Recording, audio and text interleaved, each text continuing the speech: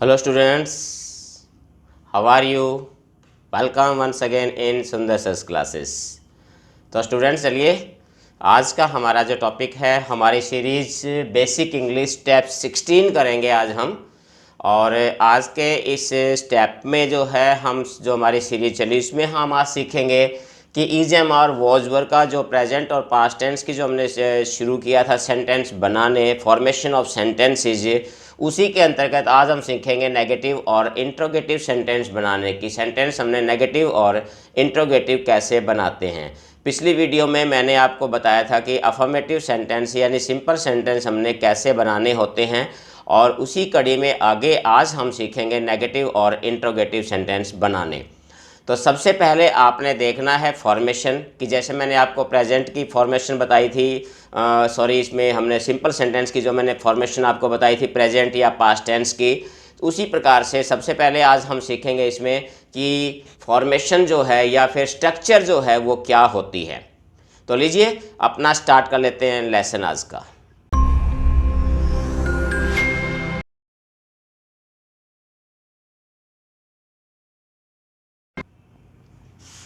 तो स्टूडेंट सबसे पहले अगर हम बात करें फॉर्मेशन या स्ट्रक्चर की, सबसे पहले अगर हम बात करें स्ट्रक्चर की, तो स्ट्रक्चर के अंदर अगर हम बात करते हैं नेगेटिव सेंटेंस की, तो नेगेटिव के अंदर हमने क्या करना है, नेगेटिव में हमने सबसे पहले हमने वही सब्जेक्ट लिखना है। सब्जेक्ट के बाद आपने हेल्पिंग वर्ब लिखनी है। हेल्पिंग वर्ब मैंने आपको बताई थी, हेल्पिंग वर्ब क्या हो सकती है, हेल्पिंग वर्ब इनमें से कोई भी हो सकती है, यानी इज़म और वॉज वर्ब में से कोई भी। यानी वाक्य अगर मैंने आपको पहचान बता चुका हूँ मैं कि अगर लास्ट में है, हूँ, ही इत्यादि आते हैं तो इज़म आ आएगा, और अगर था, थे, थी आता है तो वॉज या वर आएगा। तो कोई भी एक हेल्पिंग वर्ब आपने यहाँ पर हमने लेनी है। उसके बाद उसमें आपने क्या लगाना है, नोट लगा देना है।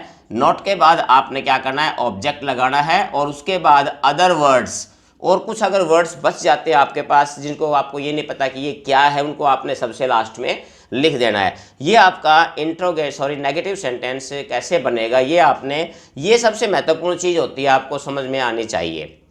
अब बात करें अगर हम इंट्रोगेटिव सेंटेंस की, इंट्रोगेटिव अगर हम सेंटेंस लें, तो इंट्रोगेटिव सेंटेंस की अगर हम स्ट्रक्चर की बात करें तो उसके अंदर भी क्या होता है कि सबसे पहले जो हेल्पिंग वर्ब हमारी होती है, हेल्पिंग वर्ब हमारी हमने वो सबसे पहले आगे लिखनी है। हेल्पिंग वर्ब वही इज एम आर या वॉज वर्ब में से कोई भी जो आएगी वो पहले लिखी जाएगी। इसके बाद आपने क्या लिखना है, इसके बाद आपने सब्जेक्ट लिखना होता है। सब्जेक्ट के बाद आपने फिर क्या लिखोगे, आपके पास अगर ऑब्जेक्ट है तो आप ऑब्जेक्ट लिखोगे, और उसके बाद आपने क्या है, जितने भी अगर आपके पास अदर वर्ड्स हैं, कोई और दूसरे वर्ड्स हैं तो वो लिखोगे, और उसके बाद आपने क्वेश्चन मार्क लास्ट में लिखना है। ये ध्यान रखना है, इंट्रोगेटिव सेंटेंस में आपने क्वेश्चन मार्क लास्ट में लिखना है। अब स्टूडेंट्स बात आती है कि इंट्रोगेटिव सेंटेंस हमारे पास दो प्रकार के होते हैं। एक तो होते हैं वो कि जो हमारे पास क्या से शुरू होते हैं, एक तो सेंटेंस वो होते हैं जो क्या से शुरू होते हैं, एक होते हैं जो इंट्रोगेटिव वर्ड से शुरू होते हैं। इंट्रोगेटिव वर्ड WH वर्ड्स होते हैं ना, आपको लिखवाए गए हैं अभी इसी स्टेप के अंतर्गत आपको बताए गए हैं WH वर्ड्स लिखवाए से आपको कि व्हाट, वेयर, हु, हुम, वाई, हाउ, वेयर, व्हेन, विच। तो ये सारे के सारे जो इंट्रोगेटिव वर्ड लिखवाए गए, कुछ ऐसे सेंटेंस होते हैं कि जो इनसे शुरू होते हैं। और ये खास बात इसमें क्या है कि ये जो शब्द होते हैं ये वाक्य के बीच में होते हैं, शुरुआत में नहीं होते, बीच में होते हैं। तो ऐसे वाक्यों को इंग्लिश में ट्रांसलेट करने के लिए हमने क्या करना होता है कि सबसे पहले, यानी ये भी इंट्रोगेटिव वर्ड विद WH बोल सकते हैं आप इनको, अपनी याददाश्त के WH फैमिली के वर्ड जो होते हैं उनको हम कैसे करते हैं कि आपने सबसे पहले जो WH वर्ड है जो वाक्य के बीच में दिया गया है, जैसे वह कौन है, तो कौन शब्द जो है वाक्य के बीच में दिया गया, तो सबसे पहले आपने कौन शब्द की इंग्लिश बनानी है, वो सबसे पहले आपने WH वर्ड लिखोगे।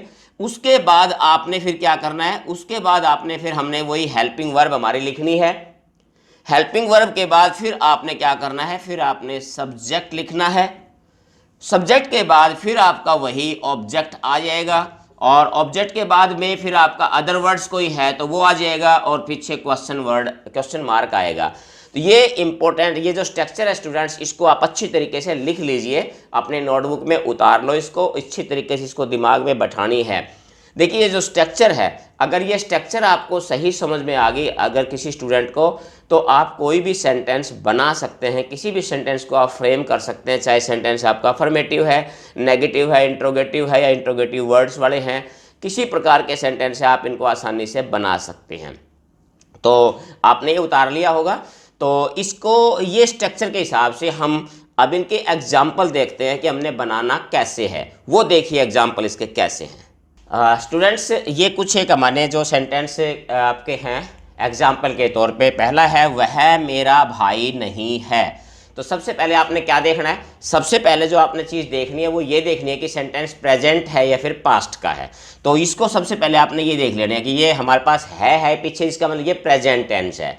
तो प्रेजेंट टेंस है तो इसका मतलब हेल्पिंग वर्ब इसमें क्या आएगी, इज, एम या आर आएगा। ये आपने इस चीज़ को सबसे पहले आपने ध्यान रखना है। उसके बाद आपने देखना है कि सेंटेंस कैसा है। सेंटेंस में नहीं आ रहा था, सेंटेंस क्या है, नेगेटिव है। तो नेगेटिव है इज एम आर, इसका मतलब है कि नेगेटिव है। तो ये सेंटेंस हमने नेगेटिव की स्टेटमेंट ये देखनी है, स्ट्रक्चर हमने कि नेगेटिव में सबसे पहले क्या आता है, सबसे पहले हमारे पास क्या आता है, वही बात है सब्जेक्ट। तो सबसे पहले हमने सब्जेक्ट को चूज करना होता है। सब्जेक्ट क्या है, पिछली वीडियो में आपको बता चुका हूं कि सब्जेक्ट क्या होता है, कि जिसके बारे में कुछ कहा जाता है। तो सब्जेक्ट इसमें क्या है, वह की इंग्लिश क्या होती है सबको आपको पता है, क्योंकि आप पहले सब कुछ ये बताया जा चुका है। तो ये क्या हो जाएगा, इसमें वह की इंग्लिश होती है ही। अब क्योंकि पीछे है इसका मतलब इज एम आर है, प्रेजेंट टेंस है तो इज एम आर आएगा। तो इज एम आर ही के साथ क्या आएगा, इज। अब देखिए हेल्पिंग वर्ब हमारी आ गई, उसके बाद क्या लगाना, हमने नॉट लगाना होता है। क्या लगाना होता है हमारा, नॉट। ही इज नॉट मेरा भाई है। अब ऑब्जेक्ट क्या है इसमें, मेरा भाई। मेरा भाई की इंग्लिश आप पहले सीख चुके हो, तो क्या हो जाएगा, माई ब्रदर और पीछे full stop. He is not my brother, simple. अब अगला वाक्य देखिए, तुम उसके मित्र थे आ गया, इसका मतलब ये पास्ट टेंस हो गया। था थे थी आ गया, इसका मतलब पास्ट टेंस है। और पास्ट टेंस में क्या आएगा, वॉज या वर का यूज आपने करना है। तो सब्जेक्ट वही देखना है, इसमें हमने क्या करना है, तुम। तो यू के साथ क्या आता है, आपको पता है यू के साथ आता है वर। तो सब्जेक्ट इसमें हम लिखेंगे यू, उसके बाद हेल्पिंग वर्ब आएगी यू वर। अब क्योंकि ये भी नेगेटिव सेंटेंस है तो वर के बाद लगा देंगे नॉट, यू वर नॉट। अब क्या है, उसके मित्र। अब उसके मित्र, उसके के लिए आपको पढ़ा हुआ है आपने, उसका, उसकी, उसके, उनके सब। तो उसके के लिए आता है हिज, और मित्र के लिए आप लगाएंगे फ्रेंड।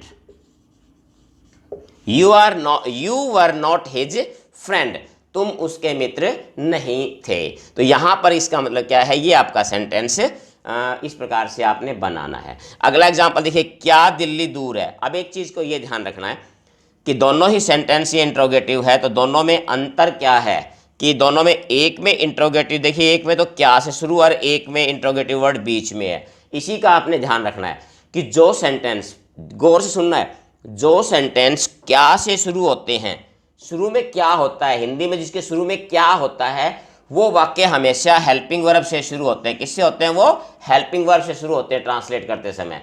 और हेल्पिंग वर्ब हमेशा सब्जेक्ट के अनुसार लगती है। तो क्या दिल्ली, इसमें सब्जेक्ट क्या है, दिल्ली, और पीछे प्रेजेंट है तो इसका मतलब इज एम आएगा। तो दिल्ली एक वचन है तो उसके साथ इज आएगा। तो सबसे पहले आप लिखोगे इसमें इज दिल्ली, दिल्ली का डी कैपिटल बड़ा करना है, दिल्ली प्रॉपर नाउन है। इज दिल्ली, दूर की इंग्लिश आपको बताई हुई है, इज दिल्ली फार, और पीछे क्वेश्चन मार्क। तो इस प्रकार आपने ये सेंटेंस बनाने हैं, ये इस प्रकार से आपने बना सकते हैं, इस प्रकार से आप। नेक्स्ट देखिए, वहां कौन थे। अब इसमें एक चीज है, दो चीजें पर, एक तो इसमें थे आ गया पीछे, इसका मतलब पास्ट टेंस हो गया तो वॉज वर आएगा। दूसरा इसमें क्या है, कौन। तो कौन की अंग्रेजी क्या होती है, कौन की अंग्रेजी होती है हु। और ये वाक्य हमारा जो इंट्रोगेटिव वर्ड है सेंटेंस के बीच में आया है, तो ये देखना, ये दूसरी प्रकार का, ये हमारा ये WH वाला जो है इंट्रोगेटिव सेंटेंस है। इसमें हमने क्या करना है कि जो सेंटेंस के बीच में कौन, कहां, कब, क्या, कैसे, किसका, अगर ये शब्द इस वाक्य के बीच में आते हैं तो सबसे पहले आपने इसकी इंग्लिश बनानी है।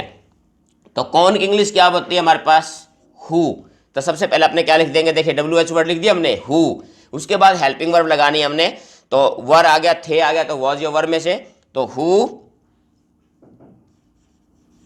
वर। अब वहां की अंग्रेजी आपको बताया हुआ है, हु वर देयर, और पीछे क्वेश्चन मार्क आ जाएगा। तो इस प्रकार से आपने सेंटेंस को इंट्रोगेटिव जो सेंटेंस है इनको आपने इस प्रकार से फ्रेम करना है। नेगेटिव और इंट्रोगेटिव सेंटेंस इस प्रकार से आपने बनाने हैं। कुछ और एग्जाम्पल आप देख सकते हैं। कुछ सेंटेंस देखिए, जैसे बच्चे शरारती नहीं हैं, तो बच्चे नेगेटिव सेंटेंस, आपका ये सेंटेंस क्या है, नेगेटिव है। तो इसमें सब्जेक्ट हमारे पास है बच्चे और ये प्रेजेंट टेंस है, तो क्या लिखोगे आप यहाँ, चिल्ड्रन। अब चिल्ड्रन क्योंकि बच्चे ज़्यादा हैं, चिल्ड्रन, और प्रेजेंट टेंस से क्या लगाओगे, आर, चिल्ड्रन आर। अब नेगेटिव है तो हेल्पिंग वर्ब के बाद आप लगा दोगे नॉट, चिल्ड्रन आर नॉट। शरारती को बोलते हैं नॉटी। कुछ एक इसमें यह ध्यान रखना आपने कि जब भी कोई नया शब्द आता है, कोई नया वर्ड अगर आ जाता है आपकी नज़र में, तो आपने उसको भी नोट कर लेना है अपनी वोकैबुलरी डायरी के अंदर, आपने उसको भी नोट कर लेना है, क्योंकि ट्रांसलेशन के अंदर आपको बहुत सारे वर्ड्स नए मिलेंगे। इस प्रकार से आगे देखिए, क्या तुम्हारे पिता एक सैनिक थे। अब इसमें क्या पहली बात तो ये पास्ट टेंस है, था थे थी, ये पास्ट टेंस है। दूसरी बात क्या है, ये इंट्रोगेटिव सेंटेंस है जो क्या से शुरू हो रहा है।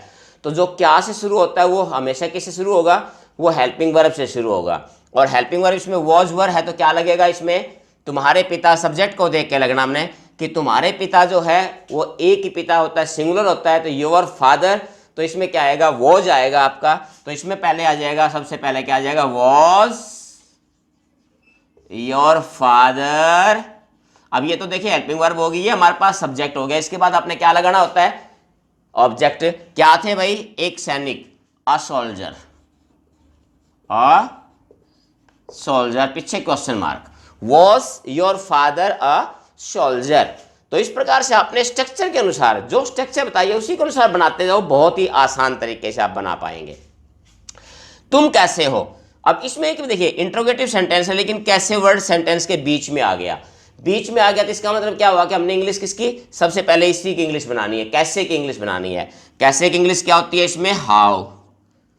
अब उसके बाद क्या लगाना हमने, इसके बाद में लगाना है हेल्पिंग वर्ब, और हेल्पिंग वर्ब किसके अनुसार लगती है, सब्जेक्ट के अनुसार। और सब्जेक्ट इसमें क्या है, तुम, और ये प्रेजेंट टेंस है, तो यू के साथ आर लगेगा यहाँ पर, तो आर पहले आ जाएगा, तो हाउ आर, और उसके बाद सब्जेक्ट लगाना आपने, हाउ आर यू। अब इसमें ऑब्जेक्ट नहीं है तो कोई बात नहीं, नहीं है तो सब्जेक्ट के बाद आप क्वेश्चन मार्क लगा दीजिए, वाक्य आपका पूरा हो गया। ऑब्जेक्ट नहीं है तो कोई बात नहीं है, किसी सेंटेंस में ऑब्जेक्ट नहीं है तो।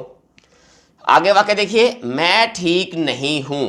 अब ये सेंटेंस क्या है आपका, प्रेजेंट टेंस है तो प्रेजेंट टेंस है, और ये नेगेटिव सेंटेंस है। तो नेगेटिव के स्ट्रक्चर आपको याद होने चाहिए भी। नेगेटिव में क्या होता है, सबसे पहले तो मैं, सब्जेक्ट इसमें आई, अब है तो प्रेजेंट टेंस है तो आई के साथ एम लगेगा, आई एम। अब क्योंकि नेगेटिव है तो हेल्पिंग वर्ब के बाद नॉट लग जाएगा, आई एम नॉट ठीक। अब यहाँ ठीक का मतलब है, कुछ स्टूडेंट हो सकता है राइट लिख दे, लेकिन यहाँ पर आपने राइट नहीं लिखना। यहाँ ठीक का मतलब स्वास्थ्य से ठीक से मतलब है, तो यहाँ पर आप वेल लिख सकते हो। तो यहाँ क्या लिखोगे, आई एम नॉट वेल, ठीक है। तो यहाँ ठीक के लिए आप वेल लिखेंगे, यहाँ वेल का मतलब होता है स्वास्थ्य से के रूप में ठीक। नेक्स्ट जैसे स्कूल बंद क्यों था। अब इसमें फिर एक बार इंट्रोगेटिव वर्ड सेंटेंस के बीच में आ गया क्यों, तो क्यों की इंग्लिश आपने सबसे पहले बनानी है। तो सबसे पहले क्यों की इंग्लिश क्या होती है आपको पता होना चाहिए। आपको लिखवाए गए हैं वर्ड इसलिए पहले लिखवाए गए ताकि आप ट्रांसलेट करते समय आपको प्रॉब्लम ना आए। तो क्यों की इंग्लिश होती है सबसे पहले वाई। अब वाई के बाद क्या आएगा ये आपको पता होना चाहिए। ये चीज़ अगर आपको पता है स्ट्रक्चर तो आप सेंटेंस बना पाएंगे। अब ये तो हमारे पास इंट्रोगेटिव वर्ड हो गया। WH वर्ड के बाद क्या आता है, फिर आता है हमारे पास हेल्पिंग वर्ब। और हेल्पिंग वर्ब हमेशा किसके अनुसार आती है, हेल्पिंग वर्ब हमेशा आती है सब्जेक्ट के अनुसार। तो सब्जेक्ट इसमें क्या है, स्कूल। तो स्कूल सिंगुलर है, एक स्कूल की बात है, तो यहाँ पर था आ रहा है, सिंगुलर वाज वर आएगा। तो क्या आ जाएगा इसमें, सिंगुलर के साथ क्या आएगा, वॉज, वाई वॉज। अब हेल्पिंग वर्ब के बाद क्या आता है, सब्जेक्ट आता है। सब्जेक्ट हमारे पास स्कूल, वाई वॉज स्कूल। अब बात आती है बंद। तो बंद के लिए क्या लगाओगे आप, क्लोज्ड, क्लोज्ड, और पीछे क्वेश्चन मार्क आ जाएगा। तो ये आपका सेंटेंस इस प्रकार से बन जाएगा। तो स्टूडेंट्स ये कुछ एग्जाम्पल थे। उम्मीद है कि इसको आपको समझ में आ गया कि आपको नेगेटिव और इंट्रोगेटिव सेंटेंस कैसे बनाने हैं। अभी आपने वीडियो को बंद नहीं करना, अभी आपके सामने कुछ सेंटेंस आएंगे। मैं अभी आपके सामने कुछ सेंटेंस लिखूंगा मैं, और जो स्लैब आएगी आपने उसको अपने जो सेंटेंस दिए गए हैं 20 सेंटेंस या 15 जितने भी सेंटेंस मिलेंगे आपको, आपने उन सेंटेंस को अपनी नोटबुक में, फेयर नोटबुक में या रफ में, जहाँ कहीं भी आपको मिले आपने नोट करना है, उनको हल करना है। अगर प्रॉब्लम आए तो आप मुझसे उसके बारे में बातचीत कर सकते हैं। तो आप इसका स्क्रीनशॉट ले लीजिए।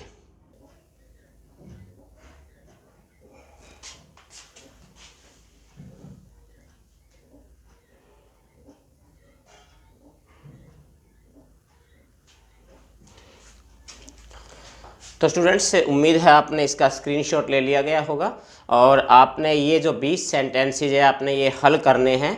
और अगर किसी प्रकार की प्रॉब्लम आती है तो आप मुझसे इस बारे में बात कर सकते हैं। किसी प्रकार की प्रॉब्लम वैसे तो नहीं आनी चाहिए, क्योंकि जितने भी सेंटेंस जो आपको दिए गए हैं, जो वर्ड, जो वोकैबुलरी जो दी गई है, ऐसी वोकैबुलरी है जो आपको पहले करवा चुका हूँ मैं, तो आपको दिक्कत नहीं आनी चाहिए। वैसे भी सेंटेंस काफ़ी सिंपल और छोटे छोटे सेंटेंस मैंने दिए हैं।